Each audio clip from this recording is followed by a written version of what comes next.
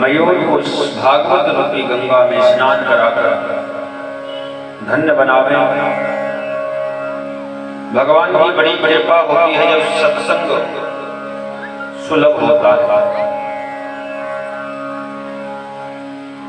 क्योंकि बिना परमात्मा की कृपा के भगवान की कथा मिलना बड़ा मुश्किल है। तो हम सब पर कृपा हुई भगवान की, और आज बैठकर हमें ये भागवत कथा सुनने का सौभाग्य मिला। इस कलयुग में परमात्मा का जो साक्षात्कार है वही भागवत है।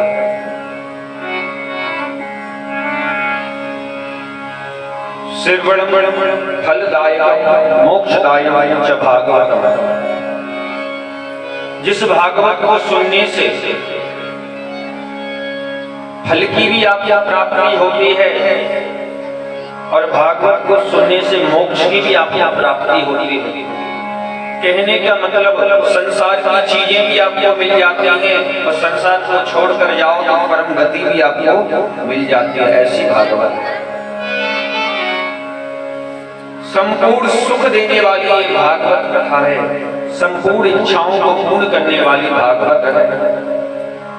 ऐसी पावन सी भागवत में अपने मन को लेकर चलें और बड़े भाव से भागवत की कथा को सुने। कल की कथा में हम सभी ने सुना, श्रवण किया। शौनकादिक 88,000 ऋषि विराजमान हैं तपोभूमि नैमिषारण्य में, और श्री सूत जी महाराज भागवत की कथा सुना रहे हैं। श्री सूत जी महाराज भागवत सुना रहे हैं और शौनकादिक ऋषि भागवत की कथा सुन रहे हैं। धन्य है वो ऋषियों का जीवन जो ऐसी पावन कथा को सुनने के लिए एकत्रित होकर बैठे हैं। और नैमिषारण्य में जहाँ एक कथा हो रही है वहाँ कोई व्यवस्था, भौतिक कोई सुविधा नहीं है। ना तो टेंट की वहां पर व्यवस्था है, ना लाइट की व्यवस्था है, ना कुर्सी की व्यवस्था है, कोई साउंड सर्विस की किसी की व्यवस्था नहीं है। एक वृक्ष है, उसी वृक्ष की छांव में बैठकर सारे संत कथा सुन रहे हैं। क्योंकि जब श्री सूत जी महाराज ने कथा सुनाई और शौनकादिक ऋषियों ने कथा सुनी, जब कोई वहां व्यवस्था नहीं थी, केवल एक वृक्ष के नीचे बैठकर पावन भगवान की कथा हो रही है और संत कथा को सुन रहे हैं। आज सारी सुविधा हो जाने के बाद भी हम भगवान की कथा से वंचित हैं। सारी सुविधा मिलने के बाद लाइट भी है, टेंट भी लगा है, कुर्सी भी है, बैठने के लिए गद्दे भी हैं, हर प्रकार की सुविधा, फिर भी महाराज भागवत सुनने के लिए समय नहीं है। ये कलयुग के मनुष्यों की समस्या है। आज ज्ञान और वैराग्य ने भागवत को सुना तो ज्ञान और वैराग्य का बुढ़ापा दूर हो गया। इस कलकाल में जो भागवत को सुनता है उसके सारे दुख, सारे कष्ट दूर हो जाते हैं। ऐसी भागवत है। व्यासाय विष्णुरूपाय व्यासरूपाय विष्णवे। मानो भागवत से निकला हुआ जो शब्द है वो साक्षात भगवान नारायण का ही शब्द है, नारायण की ही वाणी है। साक्षात परमात्मा ही इस भागवत को बोल रहे हैं, साक्षात परमात्मा ने ही इस भागवत को लिखा है। ऐसी भागवत है।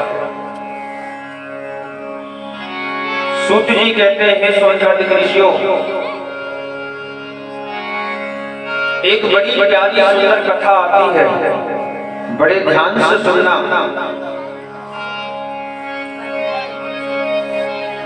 एक तुंगभद्रा नदी है और नदी के किनारे एक गांव है जिसका नाम है उत्तम नगर। और उत्तम नगर में एक ब्राह्मण रहा करते हैं जिनका नाम है आत्मदेव शर्मा। आत्मदेव पुरोहिता, आत्मदेव देव जी नाम के एक ब्राह्मण रहते हैं तुंगभद्रा नदी के किनारे। और महाराज बड़े ही सज्जन स्वभाव के हैं, बड़े ही धार्मिक प्रवृत्ति के हैं। धन है, दौलत है, वैभव है, ऐश्वर है, संपत्ति है, परमात्मा का दिया हुआ मानो सब कुछ है। आत्मदेव जी की एक पत्नी है जिसका नाम है धुंधली देवी। धुंधली आत्मदेव पंडित जी तो बहुत अच्छे हैं, सज्जन हैं, पर महाराज जो धुंधली देवी है ये जरा दूसरे किस्म की है, दूसरे स्वभाव की है। पंडित जी तो पूजा पाठ करते हैं, पर धुंधली की दिनचर्या ऐसी है महाराज की गर्मी के महीने में 15 दिन में एक दिन नहाती है, एक दिन स्नान करते हैं। ये धुंधली की स्थिति है। धुंधली चा नाम बुद्धि। संत जन तो कहते हैं धुंधली कोई और नहीं, हमारी बुद्धि ही धुंधली है। हमारी आपकी जो बुद्धि है ना, यही धुंधली है। इस बुद्धि में जब गलत विचार आने लगे तो समझ लेना ये बुद्धि नहीं, धुंधली का काम करना इस बुद्धि ने शुरू कर दिया। ये बुद्धि हमारी धुंधली बन गई। धुंधली कोई और नहीं, वो हमारी बुद्धि ही धुंधली है। धुंधली का मतलब क्या? हम लोग रास्ते में जा रहे हैं और शाम का समय हो, हम रास्ते में जा रहे हैं और अचानक कोई रस्सी पड़ी हुई मिल जाए रास्ते में, और उस रस्सी को देखकर हम डर गए। ऐसा तो नहीं है कि सांप हो, हम रस्सी को देखकर डर गए, खड़े हो गए। अब मन में विचार कर रहे हैं कि सांप तो नहीं है, सांप होगा अगर तो डस लेगा, मर जाएंगे।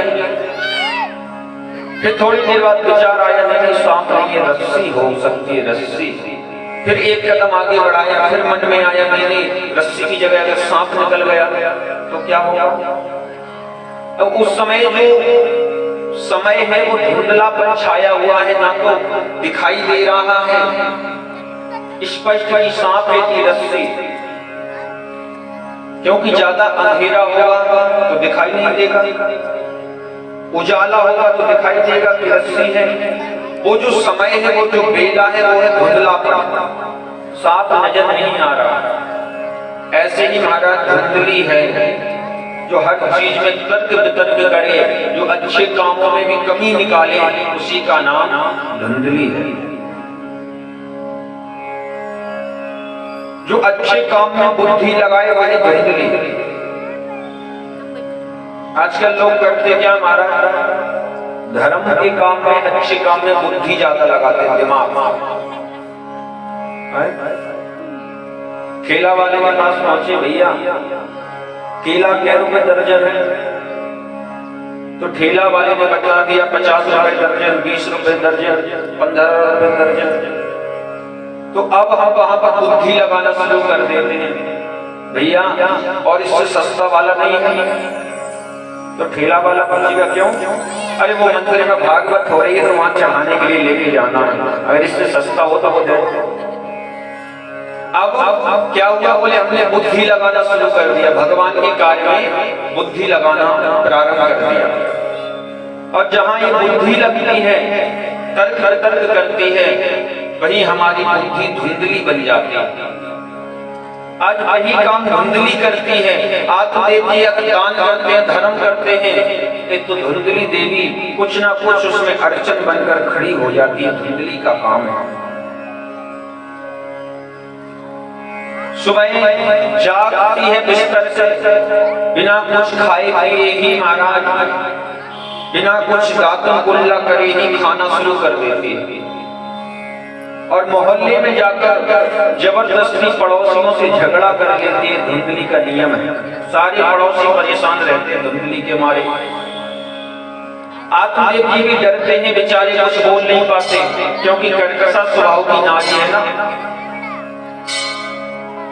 बहुत कर्कशा स्वभाव की।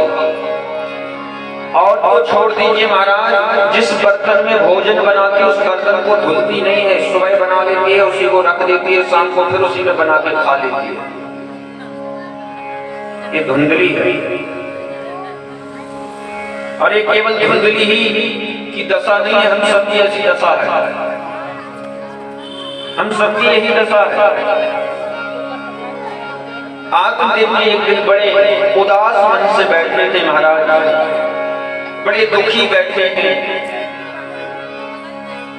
आंखों में से आंसू आ रहे हैं कि भगवान ने सब कुछ दिया पर घर में कोई संतान नहीं है, घर में कोई बारिश नहीं है, घर में कोई पुत्र पुत्री नहीं है। गांव के लोग निर्वंशी कहते हैं आत्मदेव जी को, तुम्हारे यहाँ कोई संतान नहीं है, तुम्हारा मुंह देखने से पूरा दिन खराब हो जाता है। और आत्मदेव जी मन ही मन रोते रहते हैं बेचारे। हे परमात्मा, हे कन्हैया, ऐसी कौन सी गलती हमसे हुई जो तूने सब कुछ तो दे दिया, पर एक कोई संतान और दे दी होती तो जीवन बड़े अच्छे से कट जाता। संपत्ति तो बहुत है पर उस संपत्ति को खाने वाला नहीं है। और बड़ा अच्छा सिस्टम भगवान ने बनाया है। आप लोग देखिए, जहां खाने के लिए बहुत ज्यादा है वहां कोई खाने वाला नहीं है, और जहां पर खाने की व्यवस्था नहीं है वहां खाने वालों की लाइन लगी है।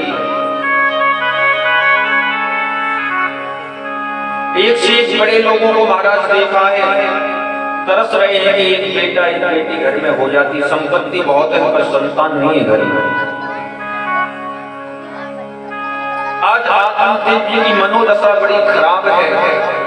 आत्मदेव जी रो रहे हैं, घर में एक संतान हो जाती तो मेरा भी जीवन धन्य हो जाता। कोई तन दुखी, कोई मन दुखी, कोई धन बिन रहत उदास, थोड़े थोड़े सब दुखी, सुखी राम के दास।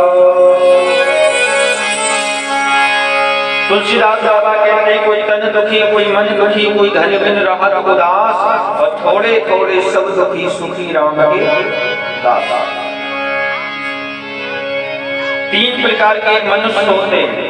पहले तन दुखी, पैसा तो बहुत है पर शरीर में हजारों बीमारियां हैं, वो तन से दुखी रहते हैं, अपने शरीर से दुखी रहते हैं महाराज, तन दुखी। दूसरे मन दुखी, पैसा तो बहुत है पर घर में कोई संतान नहीं है, इसलिए वो मन से दुखी रहते हैं। और तीसरे बोले संतान भी है, शरीर भी अच्छा है पर धन की बहुत ज्यादा कमी है, इसलिए धन के बिना उदास रहते हैं। यहाँ तक बता दिया, थोड़े थोड़े सब दुखी, सुखी राम के दास। जो सब कुछ परमात्मा को देकर चलते, जो सब कुछ परमात्मा के ऊपर छोड़कर चलते, वो निरंतर सुखी रहते हैं, उन्हें कभी दुख नहीं होता, कभी कोई दुख नहीं होता, कोई कष्ट नहीं होता। क्यों? क्योंकि उन्हें कभी अपना कुछ माना ही नहीं। कष्ट कब होता है? कष्ट कब होता है? कष्ट होता है जब हम किसी चीज को अपना मानकर बैठ जाएं, तब कष्ट होगा। और जिसने अपना माना ही नहीं, अपना समझा ही नहीं, तो उसे कोई कष्ट नहीं होता। इसलिए जो परमात्मा के ऊपर छोड़कर चलते हैं, जो भगवान को समर्पण करके चलते हैं, वो कभी दुखी नहीं होते, वो कभी निराश नहीं होते, कभी निराश नहीं होते। जो सब कुछ परमात्मा के ऊपर छोड़ते हैं वो हमेशा प्रसन्न रहते हैं महाराज। दुखी कब होते हैं हम? जब हम अपना मानकर बैठ जाते हैं, जब हमें दुख का सामना करना पड़ता। जैसे हमने आपको 10 रुपया दिए, भैया ये 10 रुपये हमारे संभाल के रख लेना, आवश्यकता पड़ेगी तो हम ले लेंगे। अब उन 10 रुपयों को आपने अपना समझ लिया, हमने 10 रुपये आपको रखने के लिए दिए, अब उस 10 रुपये को आपने समझ लिया ये तो हमारे हैं। कुछ दिन के बाद हमने आपसे कहा भैया वो 10 रुपये दिए थे वो वापस दे दो, तो आपको कष्ट होगा। कष्ट क्यों होगा? क्योंकि उसको आपने अपना मान लिया, ये तो हमारे, अब वापस करने में आपको कष्ट होगा। इसी प्रकार से संसार है महाराज, जिस संसार को आपने अपना मान लिया और उस संसार से जब कोई भी चीज, आपसे कोई भी चीज दूर होती है तो आपको उसका कष्ट होता है, क्योंकि उसको आपने अपना मान के रखा है।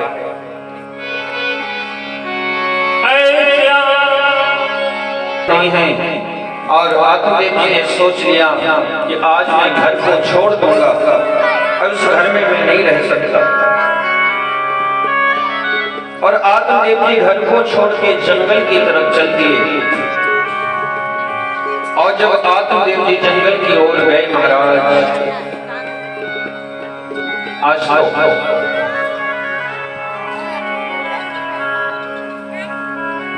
सूत जी कहते हैं सोनकाटिक ऋषियों,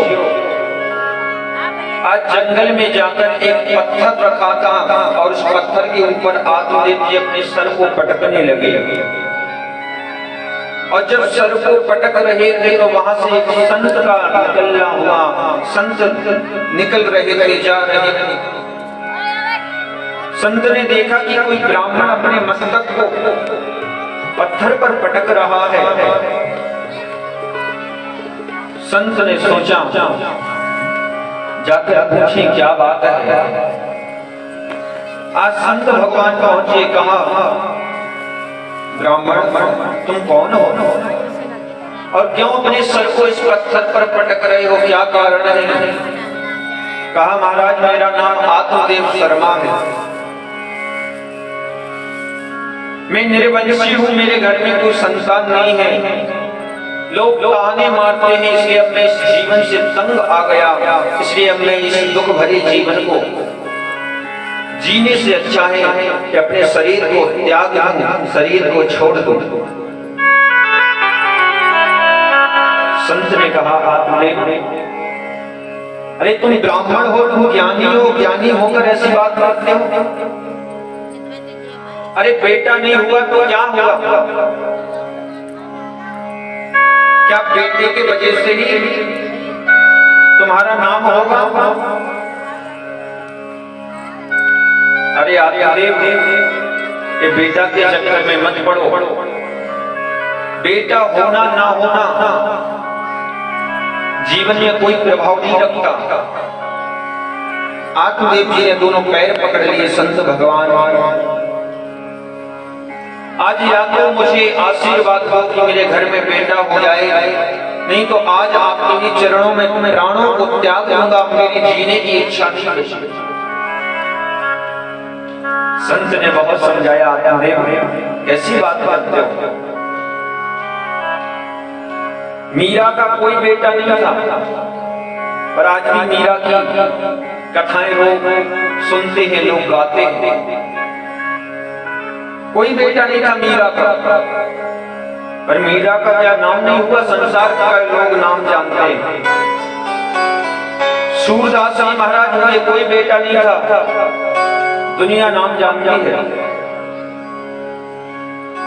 ऐसे बहुत सारे भक्त हुए जिनका कोई बेटा नहीं था, कोई पुत्र नहीं था, फिर भी आज संसार उनका नाम जान रहा है, संसार उनका नाम जानता है। सबरी का कोई बेटा नहीं था, पर फिर भी सबरी का नाम सारी दुनिया जानती है। इसलिए आत्मदेव, ये जो पुत्र के मोह में तुम जो पड़े हो, इस पुत्र के मोह से बाहर निकल कर आओ। और आत्मदेव, तुम तो एक दिन की बात करते हो, एक जन्म की बात करते हो, अरे तुम्हारे मस्तक पर 7 जन्मों का लेख लिखा है कि 7 जन्मों तक तुम निर्वंशी रहोगे। एक जन्म की बात छोड़ो तो 7 जन्मों तक बेटा नहीं होगा। अब तो और होने लगे आत्मदेव जी, और मन दुखी हो गया।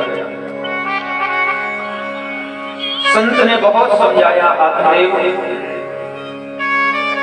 बेटों से किसी को सुख नहीं मिलता, आज तक किसी को सुख नहीं दिया और ना किसी को सुख मिला है। क्यों? क्योंकि सुख और दुख तो अपने कर्मों के द्वारा ही मिलता है। कोहु न काहु सुख दुख कर दाता, निज निज कृत कृत कर्म भोग सब भ्राता। तुलसीदास बाबा कहते हैं, बड़ा सुंदर गाया तुलसीदास बाबा ने रामचरितमानस में कि कोहु न काहु सुख दुख कर दाता,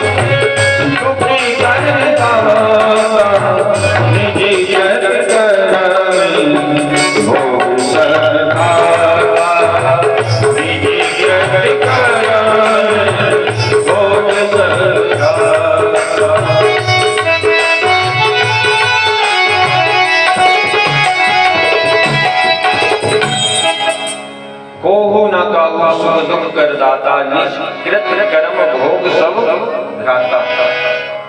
आत्मदेव जी ना तो कोई किसी को सुख देता है, ना कोई किसी को दुख देता है, अपने कर्मों के द्वारा सुख और दुख की प्राप्ति होती है। अरे राजा दशरथ के 4 बेटा हुए, क्या राजा दशरथ को सुख मिला? राजा दशरथ ने ये प्राण त्यागे तो एक बेटा सामने नहीं था कि जिसको देखकर राजा दशरथ अपने प्राणों को छोड़ सके। एक बेटा सामने नहीं था। राजा सगर के 60,000 पुत्र हुए, पर एक भी पुत्र काम नहीं आया। 60 के 60,000 जलकर भस्म हो गए। इसलिए आत्मदेव जी, संतान से अगर आपको सुख की इच्छा रखते हो तो सुख मिलने वाला नहीं है। आत्मदेव जी बोले, महाराज ज्ञान की बातें तो हमने बहुत सुनी है, हम आपके पास आशा लेकर आए हैं कि आप आशीर्वाद देंगे तो हमारे घर में बेटा हो जाएगा। संत बड़े दयालु होते हैं, बड़े कृपालु होते हैं संत। हृदय संत नवनीत समाना, बताया है कि जो हृदय का जो संतों का जो हृदय होता है वो नवनीत यानी मक्खन के जैसा होता है। थोड़ा ही किसी का दुख देखते हैं तो दुखी हो जाते हैं, थोड़ी किसी की खुशी देखते हैं तो खुश हो जाते हैं। संत ने कहा, ठीक है, अगर तुम नहीं मानते तो संत ने अपनी झोली से एक फल निकाला और फल निकाल के आत्मदेव जी को दे दिया। इस फल को ले जाओ, अपनी पत्नी को खिला देना, घर में बेटा हो जाएगा।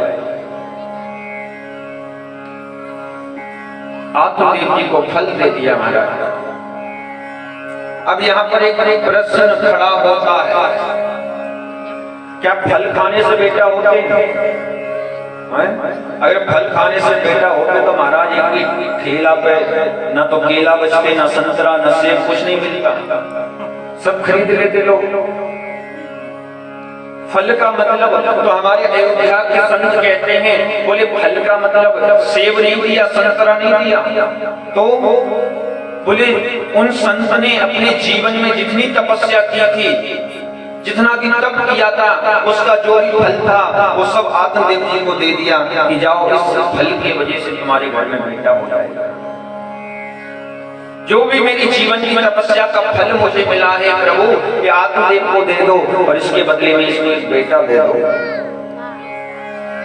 आज आत्मदेव प्रसन्न हो गए, संत की कृपा हो गई। संत वचन पत्थर कर लेखा, मोर वचन जाए पड़ जाए फीका। भगवान कहते हैं संत ने जो कह दिया उसको मैं भी नहीं काट सकता। संत वचन पत्थर कर लेखा, मोर वचन जाए पड़ जाए फीका। आज संत ने कृपा की महाराज, आत्मदेवी का मन गदगद हो गया, क्योंकि जो संतों का संग करते हैं महाराज उनकी बिगड़ी बन जाती है। ध्रुव ने किया, ध्रुव की बिगड़ी बन गई। प्रहलाद ने संगत की, प्रहलाद की बन गई। मीरा ने की, मीरा की बन गई। सबरी ने की, सबरी की बन गई।